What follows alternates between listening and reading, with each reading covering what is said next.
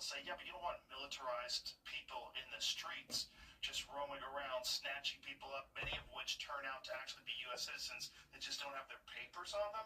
Are we really going to be the Gestapo? Where's your papers? Is that what we've come to? So it's more complicated than I think people want to admit. ICE are villains. And now people are looking at them like murderous military people that are on the streets of our city, and they're masked up, which is also a problem, right?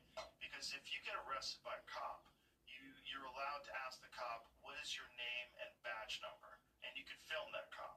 If you get arrested by an ICE agent, you have no such right. They're wearing a mask. They don't have to tell you. It's also very ugly to watch someone shoot a U.S. citizen, especially a woman, in the face, right, where it's like, I'm not that guy. I don't know what he thought. And again, this is a guy who had almost been run over, but it just looked horrific to me. I mean, when people say it's justifiable because the car hit him,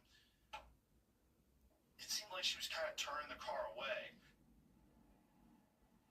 Podcaster Joe Rogan criticizing the Trump administration's targeted ICE operations and podcaster Joe Rogan criticizing the Trump administration's targeted ICE operations and the agency's aggressive enforcement tactics. And you know, Willie, it's when you have somebody like Joe Rogan who supported the president talking about, in Joe Rogan's words, Gestapo-type tactics, talking about the masks, talking about how these people aren't even like police officers, because with police officers, they pull There's up, a process. you talk to them, there's a process, you can see who they are, you can communicate back and forth. Everything about